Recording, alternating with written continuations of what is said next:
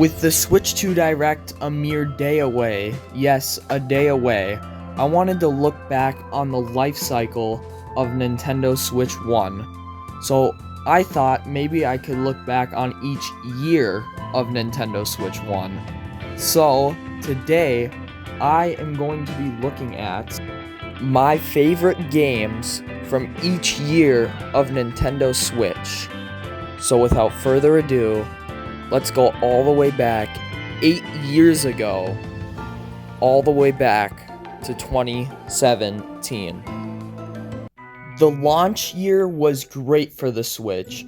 It had many games like Zelda Breath of the Wild and, well, 1-2 Switch. That's just a game. And way more.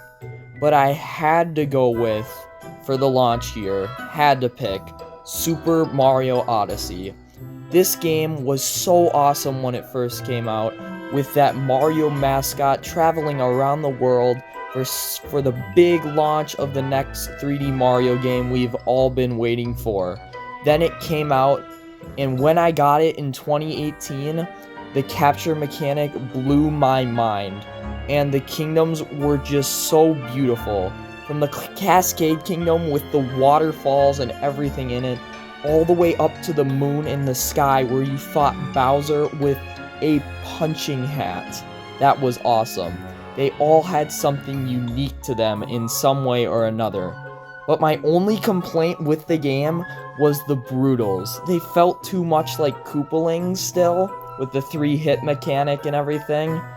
But in my opinion, the bigger bosses like the squid from Seaside or the dragon from, what was it, Ruined, just felt much better than the Broodals, and it just trumped them.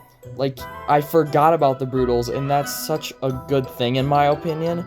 And yeah, it's just the Broodals were just a little different from the Koopalings, and they just weren't as different, and it's not even that bad of a thing because those bigger bosses were great, and just exploring the kingdoms and getting moons, that's what it was about.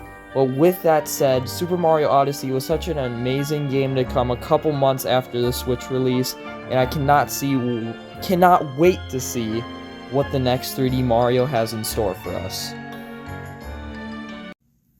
For the second year of Switch, this game came in my head the second, and I mean literally the second I was thinking about 2018, and it was Super Smash Bros. Ultimate. I mean, we all knew this game was going to be here for the second year, because it was just that hype, with a massive amount of 89 fighters and over 100. Yes, 100 stages to play on.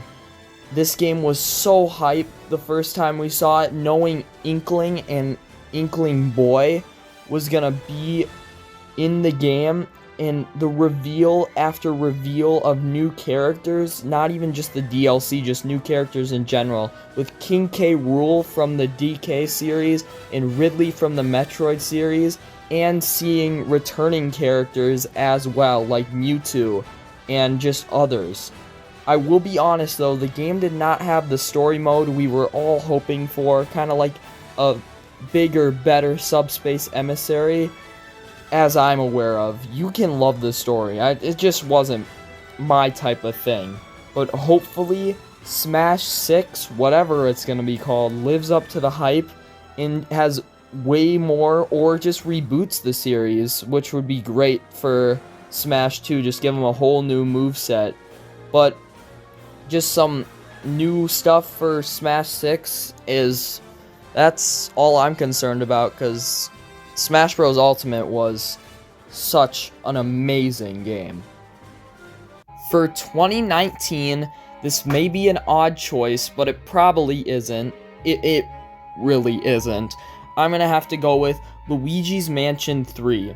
This game is one of the best, if not the best, looking game on the Switch, especially first party wise. This game, its hotel, everything in it just looks so detailed, so just made with care, made with love, because, you know, a lot of people love this series, like a lot, including me. Luigi's Mansion 2 is my second favorite game of all time. It is, yeah, be surprised. But yeah, this game is an amazing addition to the franchise. It's a great third game. But I do want to add the hotel mechanic was perfect, in my opinion, because each floor had a different theme instead of each room or each mansion having a different theme from 1 and 2.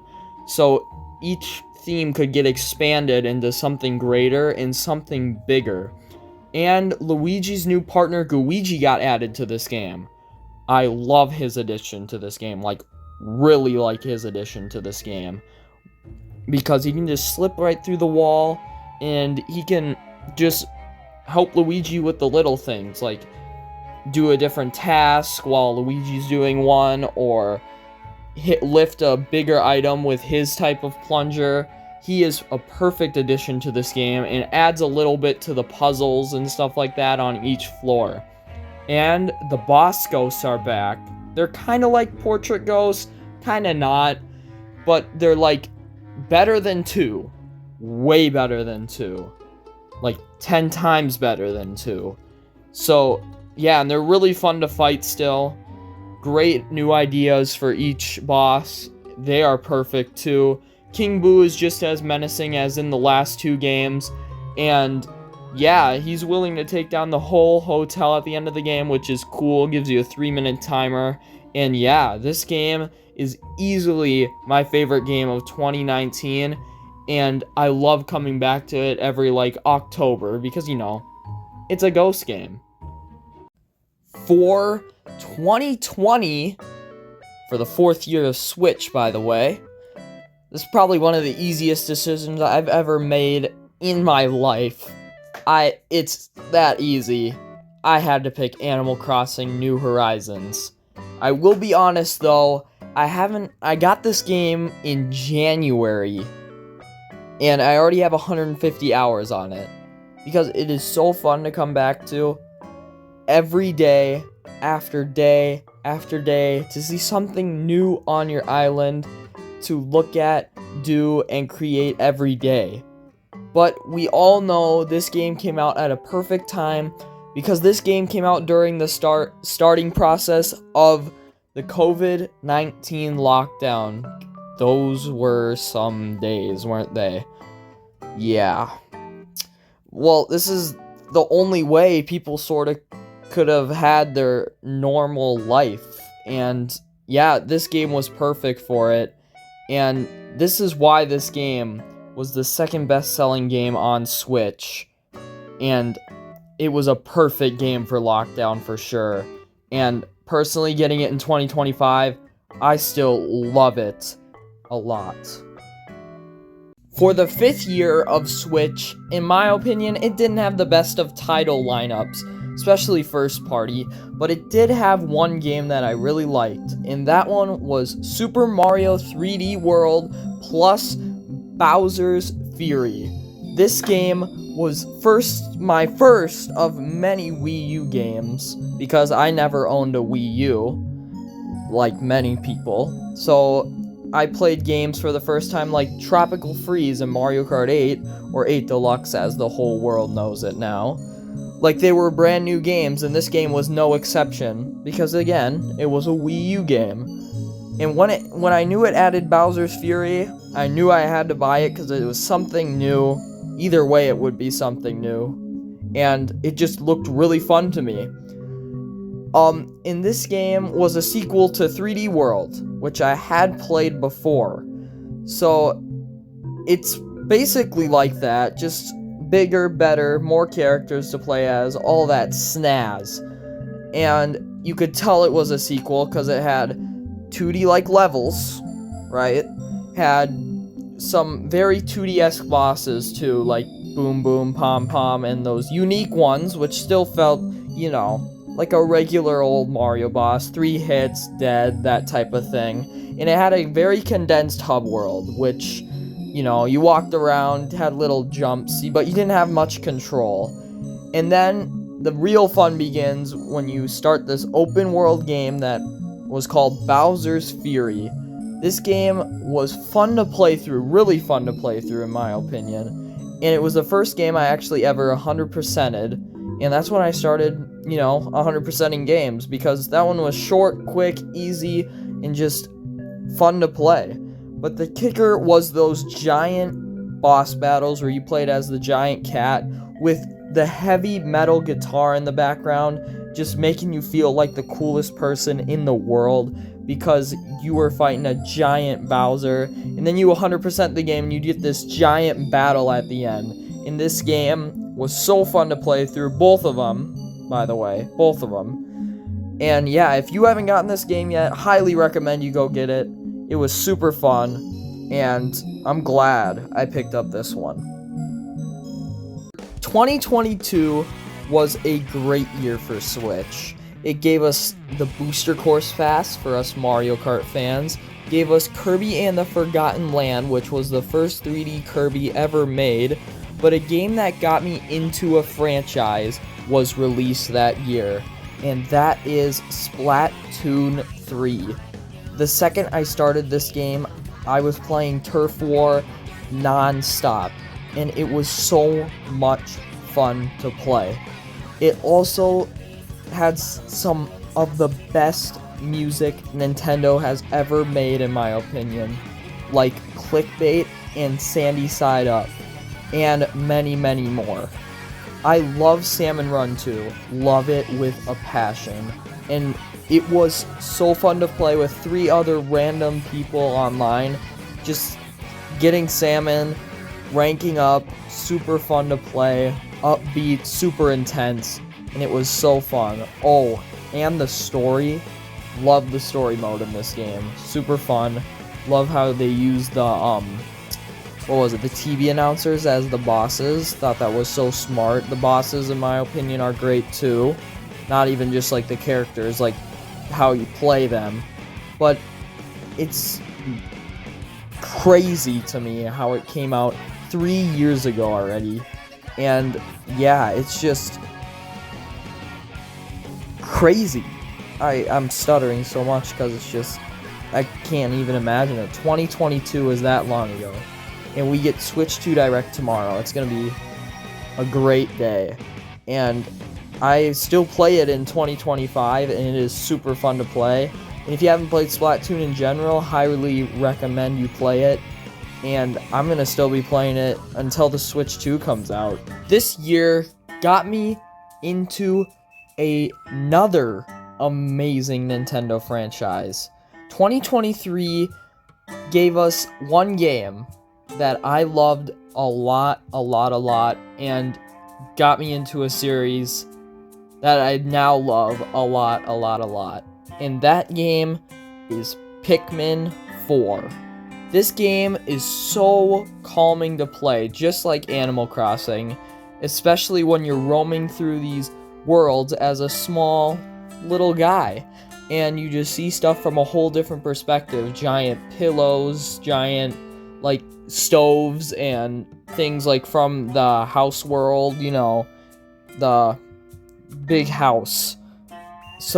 But my favorite part of this game is discovering new creatures like the Bulborbs, the weird names that I can't describe, but it's just so fun to play through, so calming. The music in this game is so good to listen to when you're just roaming around this world of PNF 404, which is where the story takes place, where Captain Olimar, the person you play as in the first 2 games, got crash landed and asked you to rescue him on the planet of PNF 404, aka Earth, which is really neat because Olimar is, again, the guy you saved in the first game, and now you have to save him in the 4th game, which is awesome.